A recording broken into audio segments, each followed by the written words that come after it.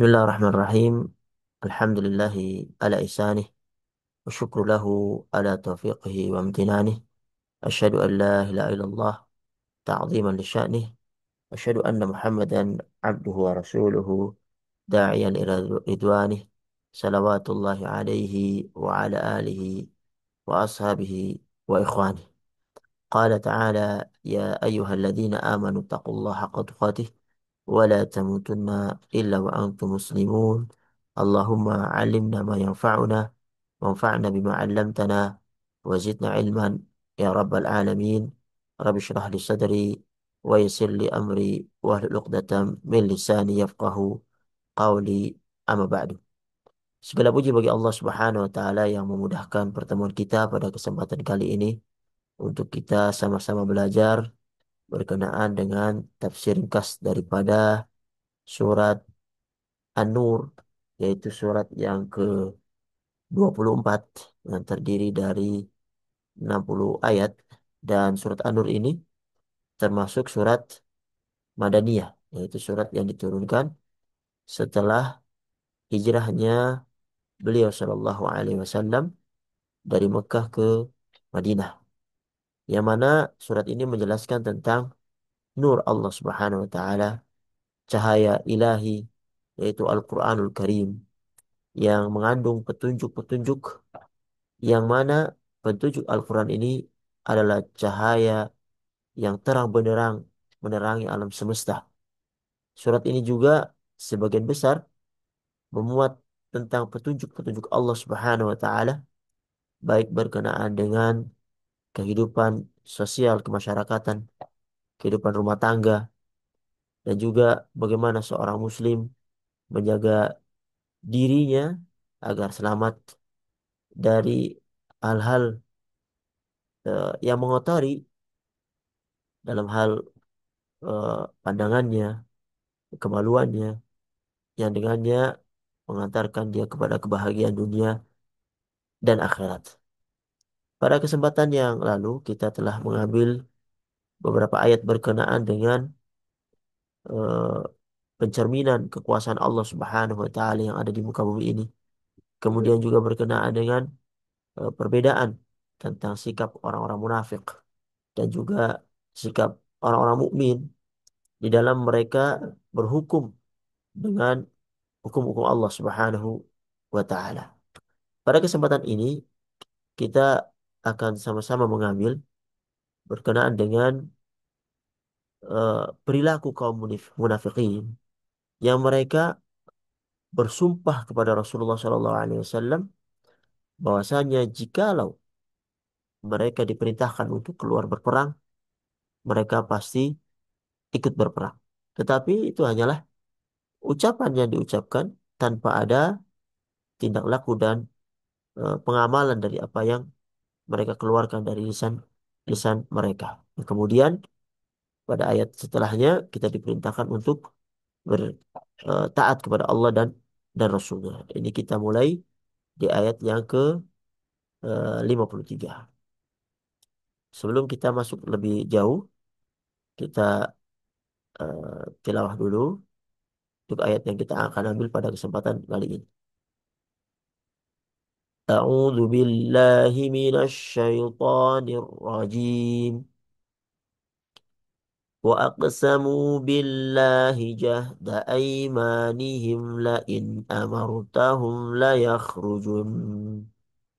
قل لا تقسموا طاعة معروفة إن الله خبير بما تعملون قل أطيعوا الله وأطيعوا الرسول فإن تولوا فإنما عليه ما حمل وعليكم ما حملتم وإن تطيعوه تهتدوا وما على الرسول إلا البلاغ المبين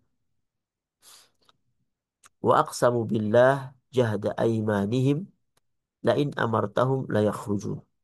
Dan mereka itu orang-orang munafik ya, mereka itu bersumpah dengan nama Allah Subhanahu wa taala dengan sumpah yang sangat kuat. Ya. La in amartahum la yakhrujun. Jika kamu suruh mereka keluar untuk berperang, maka mereka pasti akan ikut pergi. Itu kata mereka. Qul la tuqsimu. Janganlah kamu itu bersumpah. Karena ta'atu ma'rufah. Karena ketaatan yang diminta adalah ketaatan yang sudah dikenal. Innallaha khabirum bima ta'malun. Sesungguhnya Allah Maha mengetahui apa yang kamu kerjakan. Di sini Allah Subhanahu wa taala menceritakan perilaku kaum munafik yang mana mereka bersumpah kepada Rasulullah SAW bahwa jikalau Rasul SAW memerintahkan mereka untuk keluar dari rumah-rumah mereka untuk berperang di jalan Allah Subhanahu wa taala, mereka katakan mereka pasti akan berangkat perang. Qul la tuqsim. Jangan kamu bersumpah. Ya. Ta'atu ma'rufah. Ketaatan yang sudah dikenal. Ada yang mengatakan eh, maknanya adalah ketaatan kalian, ketaatan orang-orang munafik itu ketaatan yang sudah dimaklumi. Ya. Sudah diketahui bahwasanya ketaatan mereka hanyalah ucapan yang ada di bibir mereka saja tanpa ada tindakan konkret pengamalan dari apa yang mereka ucapkan. Ta'atun ma'rufah. Yang mana setiap kali mereka bersumpah, mereka mengingkari, mereka berdusta, bahkan menjadikan sumpah mereka itu sebagai perisai. Di Quran surat Al-Munafiqun ayat 2, ittakhadhu aimanahum junnah. Mereka itu menjadikan sumpah mereka sebagai perisai. Dan ini adalah watak dan tabiat yang tidak baik. Seorang yang suka berdusta sampai kedustaan yang sangat luar biasa yaitu kedustaan di depan Rasulullah SAW. Maka ta'atun ma'ruf sudah dikenal, sudah jelas ketaatan mereka ketaatan yang penuh dengan kebohongan dari apa ucapan yang mereka katakan. Sementara kaum muslimin mereka ketika diperintah oleh Rasul SAW untuk berperang maka mereka berperang tanpa perlu mengatakan bersumpah mereka langsung buktikan dengan tindakan mereka.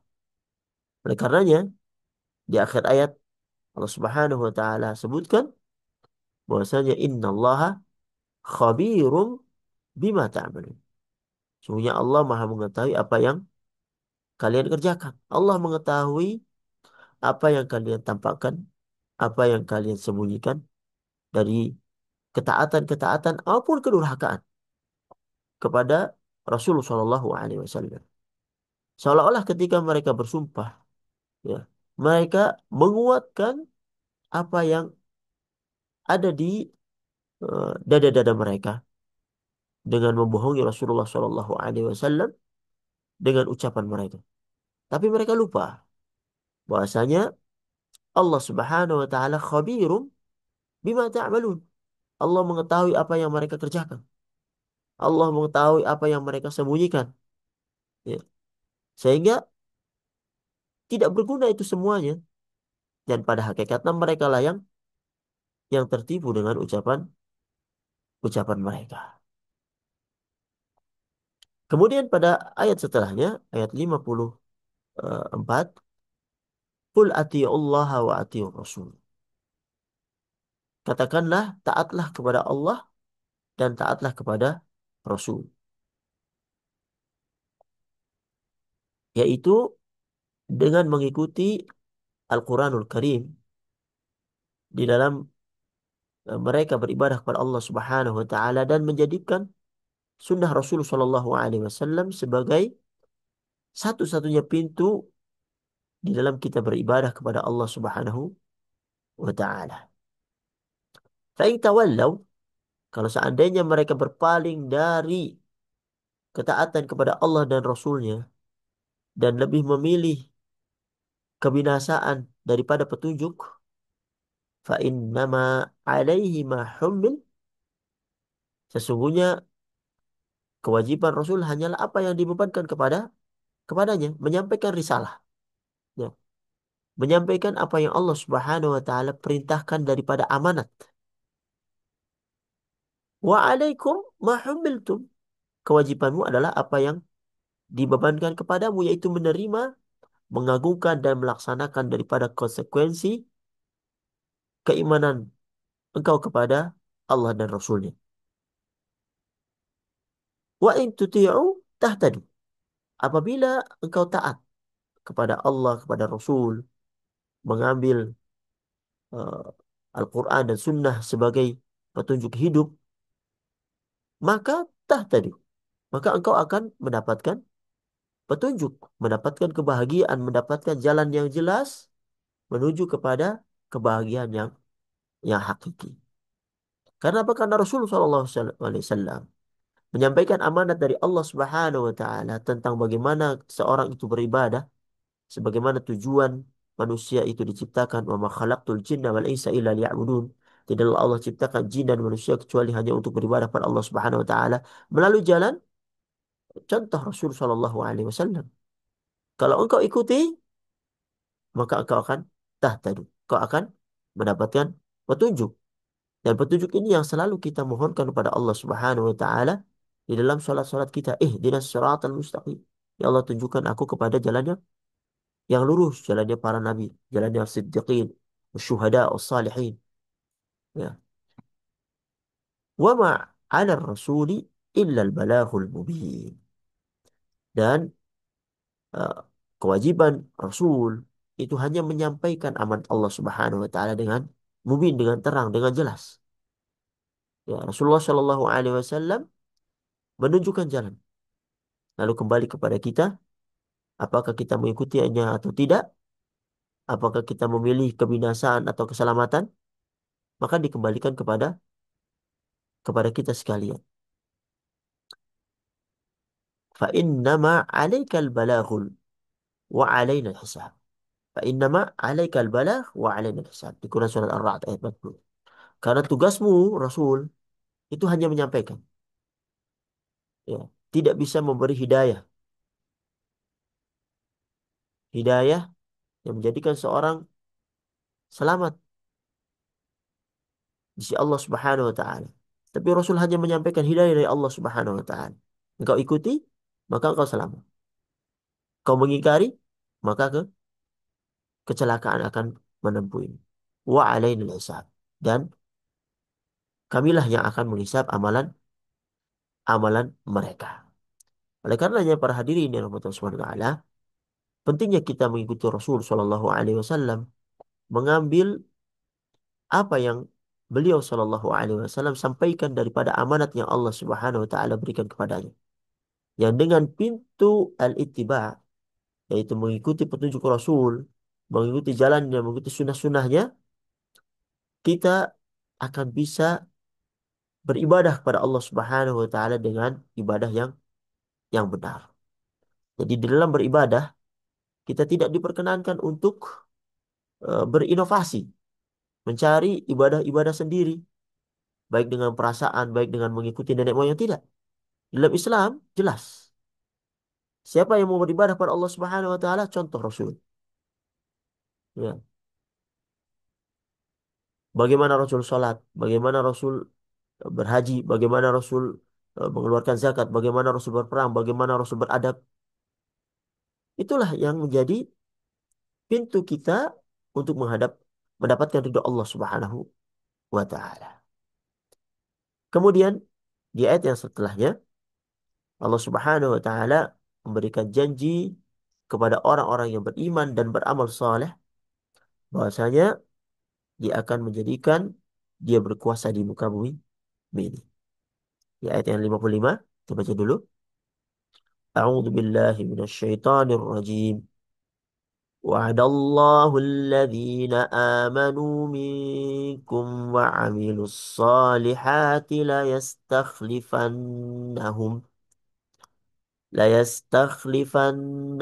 في الأرض كما استخلف الذين من قبلهم وليمكنن لهم دينهم الذي ارتضى لهم وليبدلنهم من بعد خوفهم أمنا يعبدونني لا يشركون بي شيئا ومن كفر بعد ذلك فأولئك هم الفاسقون وعد الله الذين آمنوا منكم dan Allah Subhanahu wa taala telah berjanji kepada orang-orang yang beriman minkum di antara kalian wa amilus salihat dan yang mengerjakan amalan-amalan saleh la yastakhlifannahum fil ard maka Allah Subhanahu wa taala sungguh-sungguh akan menjadikan mereka berkuasa di muka bumi ini. Kama stakhlafal ladzina min qablihim. Sebagaimana dia telah menjadikan orang-orang sebelum mereka itu berkuasa. Ini janji Allah Subhanahu wa taala. Wala yumakkinanna lahum dinahumul ladzi irtadha lahum. Dan sungguh dia akan meneguhkan bagi mereka agama yang telah diridhoinya untuk mereka. Wala yubaddilannahum min ba'di khaufihim amna. Dan dia benar-benar akan menukar keadaan mereka sesudah mereka berada dalam ketakutan amna menjadi aman sentausa. Ya'budunani la tusyrikuna bi syai'a. Mereka tetap menyembah Allah dan tiada mempersekutukannya. Wa man kafar ba'da dzalika. Wa man kafara ba'da dzalika. Barang siapa yang kafir setelah janji yang Allah berikan di depan tadi, faulaika humul fasik. Mereka itulah orang-orang yang fasik. Para hadirin yang dirahmati Allah Subhanahu wa taala, ini adalah janji Allah Subhanahu wa taala kepada Rasulnya bahwa Allah akan menjadikan umat ini, umat Nabi Muhammad SAW, khalifah, memimpin di muka bumi ini, memimpin umat manusia dan menjadi penguasa mereka. Yang mana di tangan mereka negeri-negeri yang ada itu akan menjadi baik, menjadi makmur, merubah keadaan mereka yang asalnya berada dalam ketakutan menjadi aman sentausa. Ya. Allah Subhanahu wa taala ya, telah melaksanakan janji ini. Di dalam sebuah hadis, di dalam as-sahih, bahwasanya Rasulullah sallallahu alaihi wasallam bersabda, "Inna Allah zawa liyal arda fara'aitu masyariqaha wa magharibaha wa yablughu mulku ummati ma zuyali minha." Sesungguhnya Allah telah membentangkan bumi kepadaku sehingga aku dapat melihat belahan timur, belahan barat. Dan sesungguhnya kekuasaan umatku akan mencapai belahan bumi yang telah dibentangkan kepadaku itu. Di dalam hadis yang lain, dari Imam Muslim, meriwayatkan dari Jabir bin Samurah, ia berkata bahwasanya aku mendengar Rasulullah bersabda, La yazalu amrun nasi madiyan ma waliyahumuthna asyara rajulan. Urusan manusia akan senantiasa berjalan dengan baik selama diperintah oleh 12 pemimpin. Kemudian beliau mengucapkan perkataan yang samar. Kudengar. Lalu kutanyakan kepada ayahku tentang apa yang telah diucapkan Rasulullah SAW. Dan ayahnya mengatakan, kulluhum min Quraisy. Seluruhnya dari kaum Quraisy. Di sini juga diriwayatkan oleh Imam Al-Bukhari. Tentunya ini tidak ada kaitannya dengan Imam Syiah Ithna Asyariyah ya. Yang mana banyak dari mereka itu tidak berada di dalam petunjuk Nabi Shallallahu Alaihi Wasallam. Yang maksud yang ada di hadis ini adalah 12 khalifah yang seluruhnya itu berasal dari Quraisy yang mana mereka memerintah dan berlaku berlaku adil.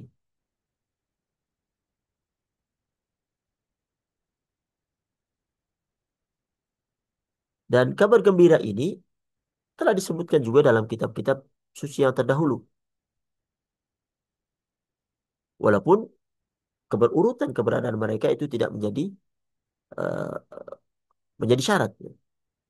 Yang mana kita mengetahui urutan yang pertama setelah Rasulullah SAW adalah Abu Bakar Siddiq, kemudian Umar bin Khattab, kemudian Uthman bin Affan, kemudian Ali bin Abi Thalib. Kemudian terputus eh, beberapa lama sesuai dengan masa yang dikehendaki Allah Subhanahu wa taala, dan sisanya hanya Allah Subhanahu wa taala yang tahu, dan diakhiri dengan Al-Mahdi yang mana nama dan kunyahnya eh, nama dan kunyahnya Rasulullah Shallallahu Alaihi Wasallam, yang mana akhirnya dia akan memenuhi dunia ini dengan keadilan yang sebelumnya penuh dengan kezaliman dan kesewenang-wenangan. Di sebuah hadis yang diriwayatkan oleh Imam Ahmad, Abu Daud, dan Tirmidzi dan Nasai, telah meriwayatkan dari hadis Sa'id bin Juhman dari Safina Maula Rasulullah Shallallahu Alaihi Wasallam bahwasanya beliau bersabda, al khilafatu ba'di 30 sanah, thumma takunu mulkan adudan. Khilafah setelahku akan bertahan selama 30 tahun. Kemudian akan muncul kerajaan yang turun temurun. Dan ini adalah janji Allah Subhanahu wa taala. Wala yumakkinanna lahum dinahum alladzi irtadha lahum. Dan dia akan meneguhkan bagi mereka agama yang telah diridhai oleh mereka. Para hadirin yang dirahmati Allah Subhanahu wa taala, eh, di sebuah hadis yang lain yang diriwayatkan oleh Ubay bin Ka'ab, ya, oleh Imam Ahmad, beliau bersabda, "Basyir hadhil ummah bis sana'i wa rif'ah wad din wa nasr wa tamkin fil ard. Faman 'amila minhum amal akhirah di dunya lam yakun lahu fil akhirati nasib." Berilah kabar gembira bagi umat ini berupa kedudukan yang mulia, derajat yang tinggi, agama yang teguh, pertolongan dan kekuasaan di atas muka bumi. Barang siapa dari mereka yang beramal dengan amalan akhirat untuk kepentingan dunia, maka ia tidak akan memperoleh bagian sedikit pun dari akhirat. Ya. Barang siapa menjadikan dunia sebagai tujuannya, maka dia tidak akan mendapatkan bagian di akhirat. Ya'budunani la yusyrikuna bi syai'a. Mereka pada saat mendapatkan kemuliaan, kekuasaan ini, mereka tetap beribadah kepada Allah Subhanahu wa taala. Tidak mempersekutukan Allah Subhanahu wa taala dengan apapun.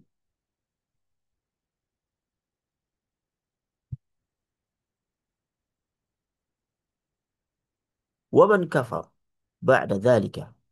Barang siapa yang tetap kafir setelah Allah jelaskan dengan terang benderang janji bagi orang yang mentauhidkan Allah Subhanahu wa taala, yang tidak mempersekutukan Allah Subhanahu wa taala. Waman kafara ba'da dzalika faulaika humul fasiqun. Barang siapa yang tetap kafir sesudah janji Allah itu, mereka adalah orang-orang yang fasik. Mereka adalah orang yang tidak mentaati apa yang dibawa oleh Rasulullah SAW. Mereka keluar dari perintah Rabbnya, baik dengan tidak menyembah Allah atau mempersekutukan Allah Subhanahu wa taala, atau melakukan dosa-dosa besar yang mengakibatkan mereka keluar daripada jalurnya kaum muslimin. Dan ini para hadirin yang dirahmati Allah Subhanahu wa taala, penting untuk kita ketahui, yang mana kita sangat menginginkan sesuatu yang berupa keamanan, ya, kebahagiaan, dan juga wujud dari janji Allah Subhanahu wa taala ini, yaitu dengan syarat-syarat yang Allah Subhanahu wa taala sebutkan, yaitu beriman, ya, dan juga beramal amal saleh. Sehingga janji Allah Subhanahu wa taala menjadikan kita untuk berkuasa di muka bumi ini, dan juga meneguhkan agama kita, ya, menjadikan keamanan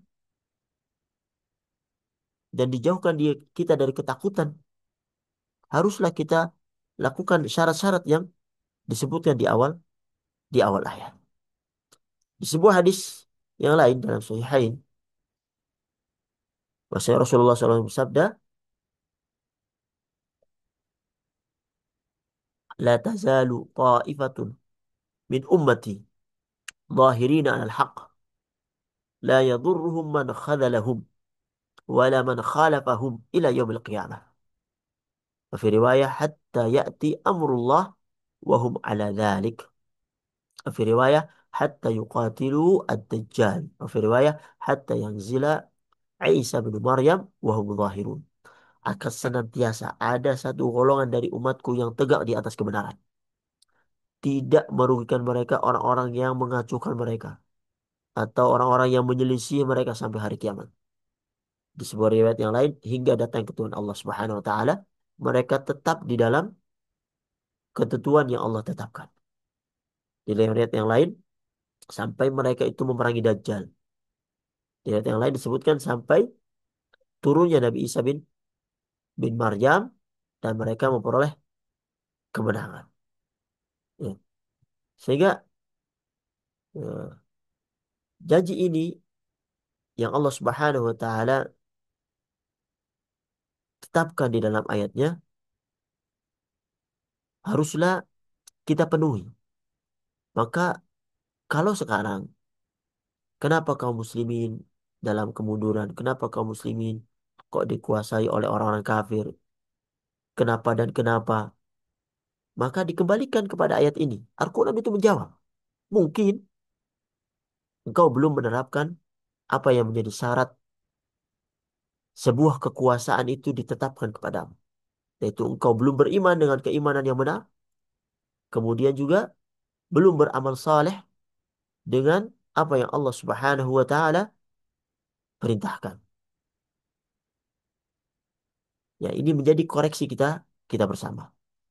Kemudian Allah Subhanahu wa taala mulai memerintahkan berkenaan dengan amalan-amalan soleh, itu baik berupa salat ataupun mengeluarkan zakat dan taat kepada apa yang diperintahkan oleh Rasulullah SAW. Allah berfirman, "Wa aqimus salata wa atuz zakata wa ati'ur rasula la'allakum turhamun."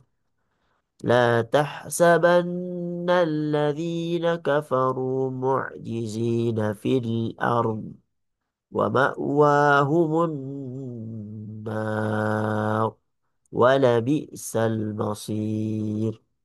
وأقيموا الصلاة, dan dirikanlah sholat. Wa atuz zakah, dan tunaikanlah zakat. Wa ati'ur rasula la'allakum turhamun, dan taatlah kepada Rasul supaya kamu diberi rahmat. La tahsabanna alladziina kafaru mu'jizina fil ardh. Jangan kamu kira bahwa orang-orang kafir itu dapat melemahkan Allah Subhanahu wa taala untuk mengadab mereka di muka bumi ini. Wa ma'wahumun nar, dan tempat tinggal mereka di akhirat kelak adalah neraka. Wala bi'sal masir, dan sungguh amat jeleklah tempat kembali mereka. Allah Subhanahu wa taala memerintahkan hamba-hambanya yang beriman untuk mengerjakan amal saleh. Di antara amal saleh yang Allah perintahkan adalah menegakkan salat, mendirikan salat, yaitu beribadah kepada Allah Subhanahu wa taala dan tidak menyekutukannya. Dengan salat ini itu menjadi jembatan dia untuk menghadap Allah Subhanahu wa taala. Minimal salat yang wajib 5 kali dalam sehari. Kemudian ditambah dengan ibadah salat-salat sunnah. Kemudian menunaikan zakat daripada harta yang Allah Subhanahu wa taala amanahkan kepada kita. Ini sebagai bentuk rasa syukur kita. Dengan apa? Dengan berbuat baik kepada makhluk Allah Subhanahu wa taala yang mungkin fakir, masih lemah, miskin. Ya. Untuk menjadikan dengan zakat ini tidak ada celah antara orang kaya dan orang miskin, sehingga timbullah ketenangan di dalam masyarakat. Dan perintah selanjutnya Allah Subhanahu wa taala wa atiur rasul. Hendaklah mereka mentaati Rasul. Berjalan di bawah perintah beliau Shallallahu Alaihi Wasallam dan berusaha menjauhilah larangannya. Dan itulah orang-orang yang akan mendapatkan rahmat Allah Subhanahu wa taala. Ulaika sayarhamuhumullah. Mereka itu akan diberi rahmat oleh Allah Subhanahu wa taala. Innallah azizun hakim. Dan Allah Maha Perkasa lagi Maha Bijaksana. Kemudian kita diberitahu oleh Allah Subhanahu wa taala bahwasanya Allah Subhanahu wa taala itu maha kuasa atas segalanya. Sehingga tidak patut kita takut kepada orang-orang kafir karena mereka telah dijanjikan keburukan oleh Allah Subhanahu wa taala. La tahsaban. Jangan kamu kira. Jangan engkau sangka wahai Muhammad, alladzina kafaru. Orang-orang kafir itu yang menyelisihimu, mendustakanmu, bahkan berusaha membunuhmu, menghancurkan umatmu. Allah itu mu'jizina fil ardh. Itu dapat melemahkan Allah dalam mengadab mereka di bumi ini. Ya. Mereka tidak dapat melemahkan Allah Subhanahu wa taala. Allah Maha Kuasa, Allah Maha mampu untuk mengadab mereka. Bukankah sudah ada umat-umat yang terdahulu yang Allah hancurkan? Kaum Nabi Nuh yang mengingkari eh, Rasulnya, kaum Nabi Hud, ya, dan nabi-nabi yang lain yang Allah hancurkan dikarenakan mereka menentang apa yang dibawa oleh Rasul mereka. Bukankah cukup mereka menjadikan pelajaran? Allah Subhanahu wa taala Maha mampu. Dan di akhirat nanti wa ma'wahumun nar. Dan tempat kembali mereka di akhirat adalah neraka. Dan akhirat itu, neraka itu wala bi'sal masir. Adalah sejelek-jeleknya tempat kembalinya orang-orang kafir. Sejelek-jeleknya tempat bermukim mereka. Oleh karenanya para hadirin yang dirahmati Allah Subhanahu wa taala, kita harus selalu berdoa kepada Allah Subhanahu wa taala agar diselamatkan dari sifat-sifat orang-orang kafir yang selalu menentang apa yang dibawa oleh Rasul. Selalu menjadikan tandingan-tandingan dengan inovasi-inovasi amalan yang membuat mereka bukan semakin dekat kepada Allah Subhanahu wa taala tapi semakin menjauh.